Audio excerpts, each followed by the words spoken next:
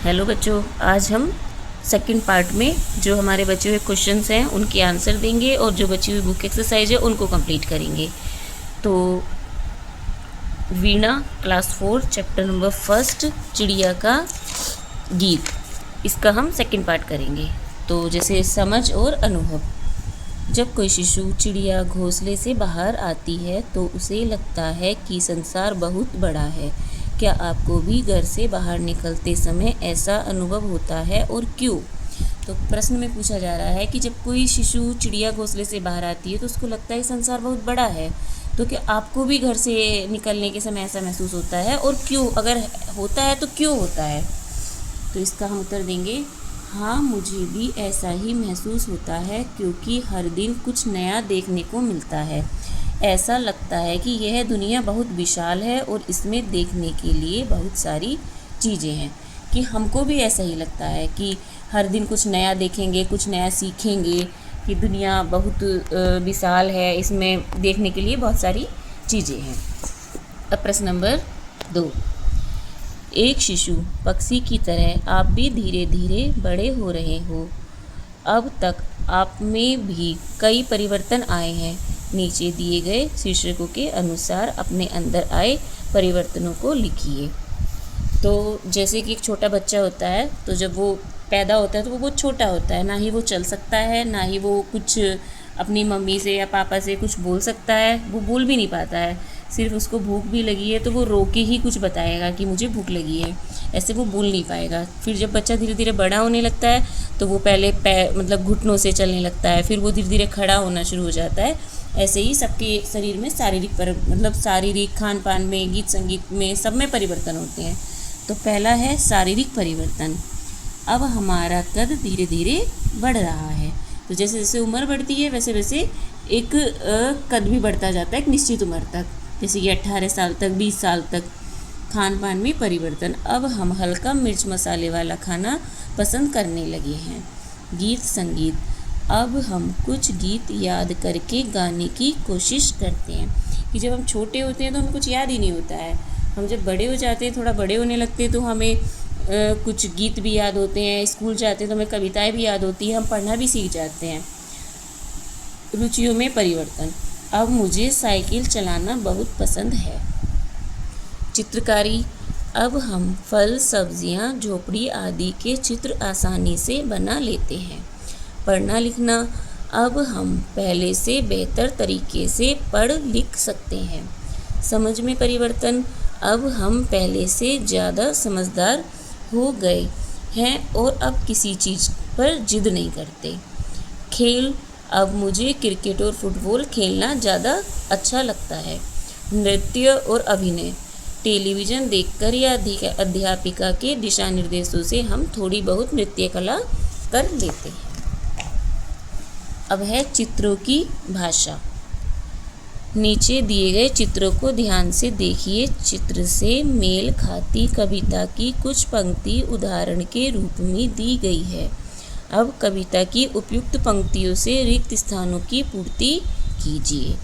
तो जैसे कविता का हमें क्या पाठ दे रखा है, एक चिड़िया है, उड़ रही है और उसका घोंसला है, घोंसला में अंडा है और अंडा टूट के बच्चा बाहर आया है।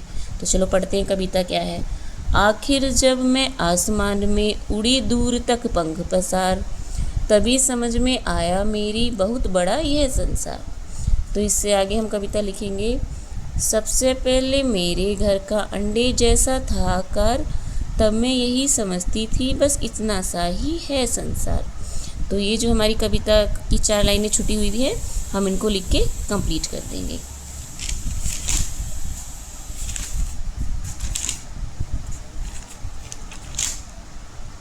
अब है अनुमान और कल्पना।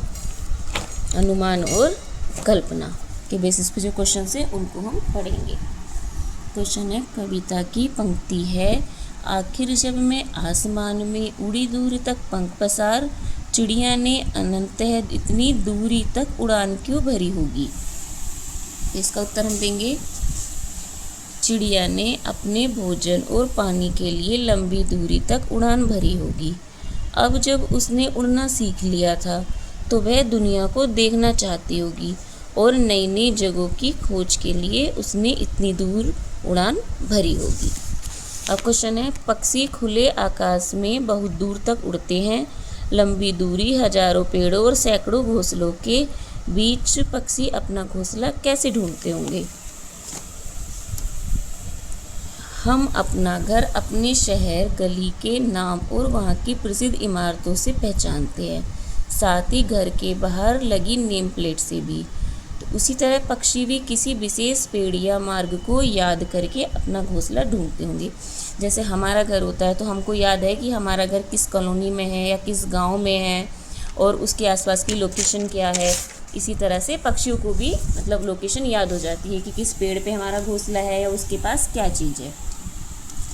पक्षियों ने, अब तीसरा प्रश्न देखेंगे, पक्षियों ने आकाश में उड़कर जाना कि संसार बहुत बड़ा है। हमारे पूर्वजों को यह बात कैसे पता चली होगी? तो इसका उत्तर हम देंगे, पक्षियों ने आकाश में उड़कर यह महसूस किया कि संसार विशाल है। हमारे पूर्वजों ने भी विभिन्न स्थानों की यात्रा करके यह समझा होगा कि दुनिया बहुत बड़ी है। अब अगला क्वेश्चन है, जब आप कहीं बाहर जाते हैं तो घर के बड़े बूढ़े आपको कुछ निर्देश देकर भेजते हैं। क्या पक्षियों के माता पिता भी उन्हें उड़ने के पूर्व कुछ निर्देश देते होंगे? यदि हाँ तो निर्देश क्या क्या हो सकते हैं? अब इसका उत्तर हम देंगे, हाँ, पक्षियों के माता पिता उन्हें उड़ने से पहले कुछ निर्देश जरूर देते होंगे, जैसे कि जल्दी घर लौट आना, ज़्यादा दूर न उड़ना, घोंसले के पास रहना, अजनबी पक्षियों से न बोलना, सतर्क और सावधान रहना और बाहर किसी भी चीज़ को खाने से बचना। तो बच्चों, आपको इतना तो समझ में आ ही गया होगा। अब हम नेक्स्ट बढ़ते हैं। अब एक हमें कल्पना की उड़ान, एक हमें कहानी दे रखी है, तो इसको हम अच्छे से पढ़ लेंगे। जैसे कि देखो, हर कोई पक्षी बनकर आकाश में उड़ना चाहता है। मतलब एक कल्पना, मतलब सोचना कि हम क्या सोचते हैं। जैसे मान लो मैं सोच रही हूँ कि काश मैं ये बन गई होती, काश मैं ये कर रही होती, काश मैं ये खा रही होती। ऐसे हर बच्चा भी एक कल्पना करता है कि हम बड़े होके पुलिस में जाएंगे, हम बड़े होके फ़ौजी बनेंगे, हम डॉक्टर बनेंगे। ठीक है, तो इसी तरह से ये है, हर कोई पक्षी बनकर आकाश में उड़ना चाहता है। कल्पना कीजिए कि आप सभी खुले आकाश में पंख फैलाकर उड़ रहे हैं। कोई पहाड़ों के ऊपर उड़ रहा है, कोई समुद्र के ऊपर, कोई क्रिकेट मैच देखते हुए उड़ रहा है, तो कोई विवाह के भोज का आनंद लेते हुए उड़ रहा है। आपको कल्पना करके कक्षा को बताना है कि आप ऊपर से नीचे क्या क्या देख रहे हैं। आप अपनी प्रस्तुति को इसी तरह सुना सकते हैं जैसे खेलों में आंखों दिखा हाल सुनाया जाता है। यथा मैं पहाड़ों के ऊपर से उड़ रही हूँ या उड़ रहा हूँ। मुझे चारों ओर ऊंचे पेड़, झरने, सरोवर दिखाई दे रहे हैं। ठंडी हवा अच्छी लग रही है। अरे वाह, अब तो बर्फ़ भी दिखने लगी है। यह एक सफ़ेद चादर की तरह लग रही है। मैं इसका भरपूर आनंद ले रहा हूँ या ले रही हूँ आदि। उड़ान की परिस्थितियाँ जैसे पहाड़, समुद्र और उसका किनारा, जंगल, रेगिस्तान, मैदान, गांव, नगर, बारात, विभिन्न खेल प्रतियोगिताएं, विद्यालय, मेला, बाजार, चिकित्सालय, चिड़ियाघर, स्थानीय त्योहार आदि हो सकती है। शिक्षक बच्चों को उनके पिछले अनुभव और स्थानीयता को ध्यान में रखते हुए अन्य परिस्थितियाँ भी दे सकते हैं। तो ये हम क्लास में ही बच्चों के साथ एक्टिविटी की तरह से करा सकते हैं। अब नेक्स्ट है आकार प्रकार। कविता में अंडे जैसा था आकार का उल्लेख है। नीचे कुछ चित्र दिए गए हैं जो अलग अलग आकृतियों के हैं। चित्रों के नीचे उनके नाम लिखिए। इस कार्य में आप अपने शिक्षक की सहायता भी ले सकते हैं। तो देखो, एक छोटी सी बच्ची है, ये किसके पीछे छिपी हुई है? गोल गोल है तो उसको हम बोलते हैं व्रत। अब एक ये छोटा सा बच्चा है, ये भी किसी के पीछे छुपा हुआ है, तो इसको जिसकी 4 भुजाएं बराबर होती हैं, 1 2 3 4, उसको क्या कहते हैं? वर्ग। अब ये बच्ची किसके पीछे छुपी हुई है कि आमने सामने की भुजाएं बराबर हैं, और तो इसको क्या बोलते हैं हम? आयत। अब ये क्या है? त्रिभुज। त्रिभुज 3 कोने होते हैं और 3 ही भुजाएं होती हैं, तो त्रिभुज मतलब 3 भुजाओं वाला त्रिभुज। अब नेक्स्ट आता है भाषा की बात। फिर मैं निकल गई शाखों पर, हरी भरी थी जो सुकुमार। कविता की इस पंक्ति से सुकुमार शब्द आया है। यह सु और कुमार के मेल से बना है, जिसका अर्थ है कोमल या कोमल अंगों वाला। आप भी इसी प्रकार कुछ नए शब्द बनाइए और उनके अर्थ खोजिए। तो जैसे हमारा शब्द है शु कुमार, तो दोनों को जब हमने जोड़ा तो क्या मिला, सुकुमार। और इसका क्या अर्थ है, कोमल अंगों वाला। ऐसे सुयोग्य तो क्या हो गया, सुयोग्य, अच्छी योग्यता वाला। सु प्लस यश, सुयश, अच्छा यश। सु प्लस कर्म, सुकर्म, अच्छे कर्म। सु प्लस बास, सुबास, अच्छा निवास स्थान। सु प्लस दर्शन, सुदर्शन मतलब सुंदर दर्शन। अब नेक्स्ट बढ़ते हैं। नेक्स्ट है, नीचे दिए गए वाक्यों में कुछ रिक्त स्थान है और कुछ शब्द रेखांकित किए गए हैं। उन शब्दों से वाक्यों को पूरा कीजिए जो रेखांकित शब्दों के विपरीत अर्थ रखते हैं।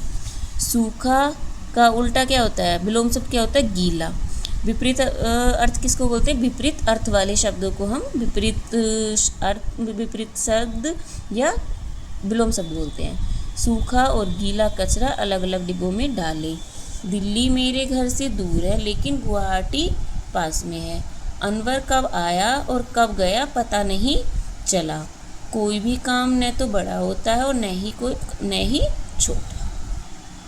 अब देखो ये आया है। आइए अब एक रोचक संवाद पढ़ते हैं। सलमा तुम्हें कितने पैसे चाहिए, जितने पैसे राजू को मिले। अब ये बोल रही है तुम्हें उतने ही नहीं मिल सकते, तो कह रही है तो मुझे कितने पैसे मिल सकते हैं, केवल 50 रुपये। नहीं, मुझे राजू जितने ही रुपए चाहिए। इतने पैसे तो ऐसे नहीं मिल सकते, तो फिर कैसे मिल सकते हैं। इतना सा, उतना सा, जितना सा और कितना सा वाक्यों में प्रयोग कीजिए और उनके अर्थ भी समझाइए, फिर आपको राजू जितने रुपए मिल जाएंगे। अब नीचे दिए गए शब्दों से वाक्य बनाकर सलमा की सहायता कीजिए। इतना सा, आज तुमने इतना सा ही खाना खाया है। उतना सा दौड़ना मेरे लिए बहुत है। जितना सा, तुम जितना सा कम बोलो उतना काफ़ी है। जितना सा, कितना सा काम रह गया है। अब आया है पाठ से आगे। पक्षी भोजन की खोज में घोंसले से बाहर उड़ते हैं। यह जानना रोचक होगा कि कौन सा पक्षी क्या खाता है। नीचे कुछ पक्षियों के नाम दिए गए हैं, पता कीजिए वे क्या खाते हैं। बाज क्या खाता है, चूहे खाता है, गिलहरी खाता है। हंस पानी में रहता है तो वो पानी में मछली खाता है, कीड़े खाता है। तोता फल खाता है, बीज खाता है। बगुला मछली खाता है, पक्षी खाता है।